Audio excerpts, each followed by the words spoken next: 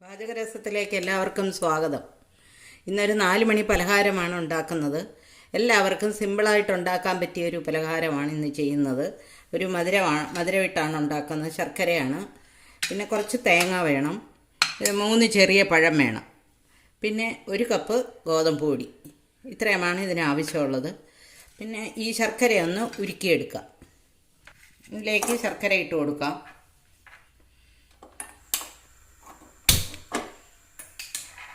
ശകലം ശർക്കര മതി, അതിന് വലിയ അളവൊന്നും പറയാനില്ല. ശകലം ശർക്കര നമുക്ക് കുറച്ച് വെള്ളം ഒഴിച്ചൊന്ന് ഉരുക്കിയെടുക്കാം. ഈ ശർക്കര പാനിയിൽ വേണം ഇതൊന്ന് കലക്കിയെടുക്കാൻ. ഗോതമ്പ് പൊടി ഒന്ന് കലക്കിയെടുക്കാനായിട്ട് ഉള്ള പാനി വേണം. അതിനാണ് ഇച്ചിരി വെള്ളം കൂട്ടിയാണ് എടുക്കുന്നത്. ഇതൊന്ന് ഉരുകട്ടെ. ശർക്കര ഉരുകിയിട്ടുണ്ട്. ഇതൊന്ന് അരിച്ചൂറ്റി വയ്ക്കുക.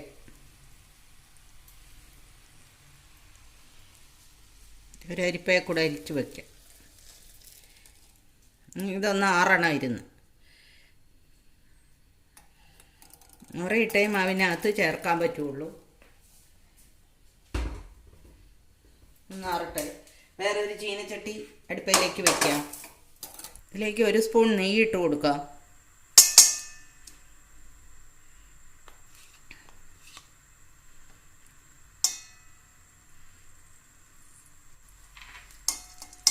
നെയ്യൊന്ന് ഉരുകട്ടെ. അതിലേക്ക് കുറച്ച് കശുവണ്ടി പൊട്ടിച്ച് ചെറുതാക്കി വെച്ചിട്ടുണ്ട്. അതും കൂടി ഇട്ട് കൊടുക്കാം.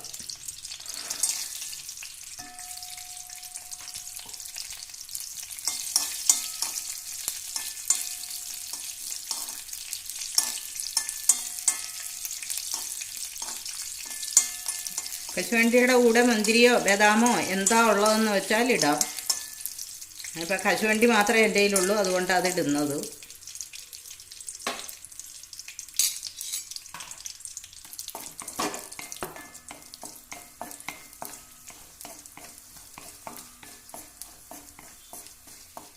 കശുവണ്ടി ചുമക്കാൻ തുടങ്ങിയിട്ടുണ്ട്.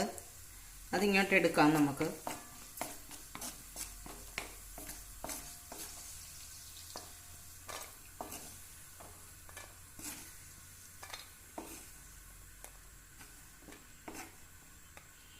കശുവണ്ടി എടുത്തിട്ട് ആ പഴം ഒന്ന് അരിഞ്ഞു വെച്ചിട്ടുണ്ട്. അത് ആ നെയ്ക്കകത്തേക്ക് ഇട്ട് കൊടുക്കാം.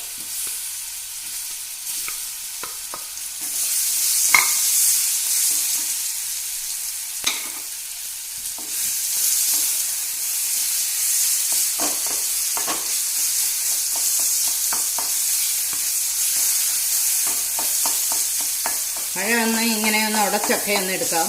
ഉടയുന്നിടത്തോളം ഉടയട്ടെ.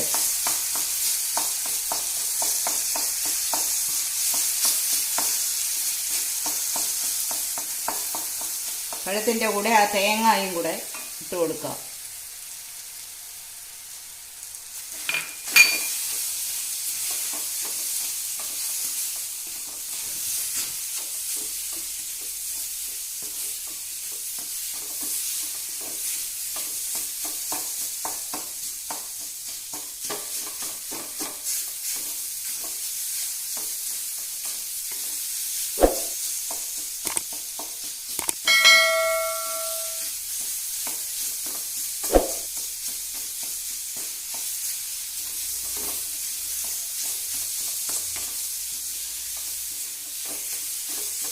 ഇനി സ്റ്റവ് ഓഫ് ചെയ്യാം.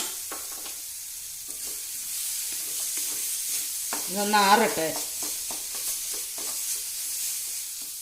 ഏത്തക്കയാണ് കയ്യിലുണ്ടെങ്കിൽ അതിടാം. ചെറുപഴം വേണമെന്നില്ല.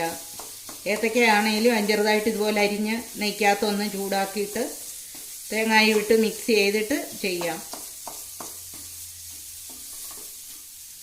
അത് ആറട്ടെ. ഇനി ഒരു പാത്രത്തിലേക്ക് ഈ ഗോതമ്പ് പൊടി ഇട്ട് കൊടുക്കാം. 1 കപ്പ് പൊടിയാണ്. അതിട്ട് കൊടുക്കാം.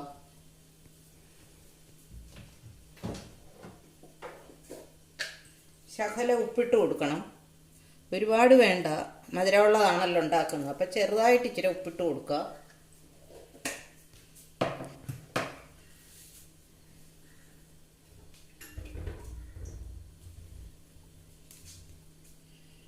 അതിലേക്ക് ഈ ശർക്കരപ്പാനി ഒഴിച്ചു കൊടുക്കാം.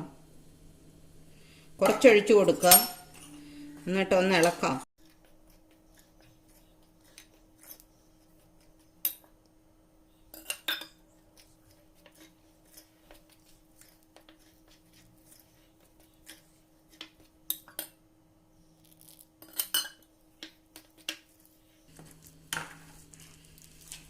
ഇനി ബാക്കി കുഴയാൻ നമുക്ക് വെള്ളം ചേർക്കാം. വെള്ളം ചേർത്ത് കുഴച്ചെടുക്കാം.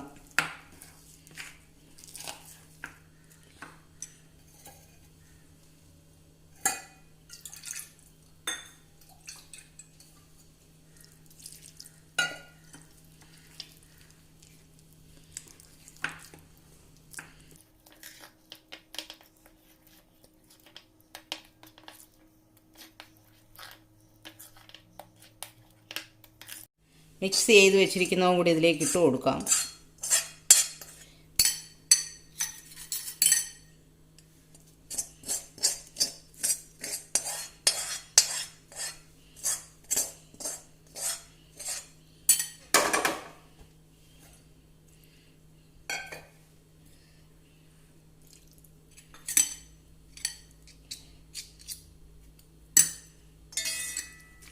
ഇനി ഇതൊന്ന് നന്നായിട്ട് മിക്സ് ചെയ്യാം.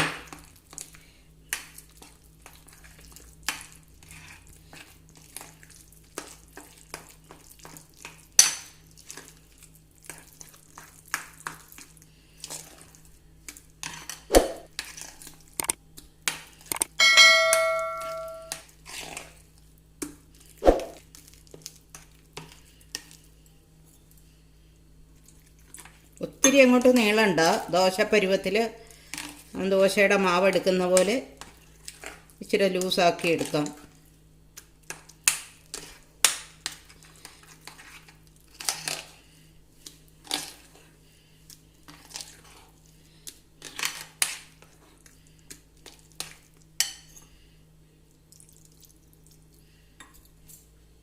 എനിക്ക് ഇച്ചിരി ചുക്കും ജീരകവും പൊടിച്ചതിട്ട് കൊടുക്കാം.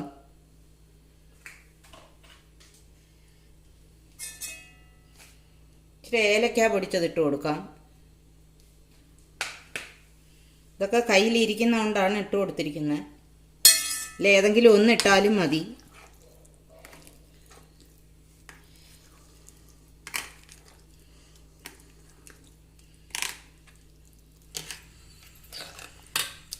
മാവ് റെഡി ആയിട്ടുണ്ട്. ഇതിലേക്ക് ഈ കശുവണ്ടി വറുത്ത് വെച്ചിരിക്കുന്ന കശുവണ്ടിയും കൂടി ഇട്ട് കൊടുക്കാം. അതും കൂടെ ഒന്ന് ഇളക്കി യോജിപ്പിക്കാം.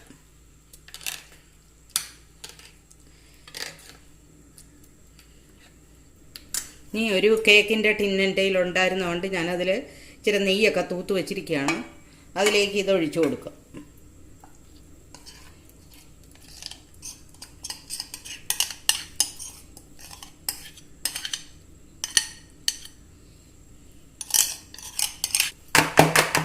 ഇങ്ങനെയൊന്ന് തട്ടിയൊക്കെ കൊടുക്കാം. ഇനി അടുപ്പേൽ സ്റ്റീമർ ചൂടായി കിടപ്പുണ്ട്. അതിലേക്ക് ഇത് വെച്ച് കൊടുക്കുക. ആവി വേവിച്ചെടുക്കാം. അത് അടച്ച് ഒന്ന് വേവിക്കാം. ഒരു 15-20 മിനിറ്റ് കൊണ്ട് ഇത് വെന്ത് കിട്ടും. നല്ലൊരു 4 മണി പലഹാരമാണ്. അത് വെന്ത് വരട്ടെ, എന്നിട്ട് കാണാം. നമ്മുടെ ഗോതമ്പ് കൊണ്ടുള്ള 4 മണി പലഹാരം റെഡി ആയിട്ടുണ്ട്. വെന്ത് റെഡിയാക്കി ഒരുവിധേ ആറിയിട്ടുള്ളൂ. ചെറു ചൂടുണ്ട് ഇപ്പോഴും. എന്നാലും അതൊന്ന് മുറിച്ച് നോക്കാം.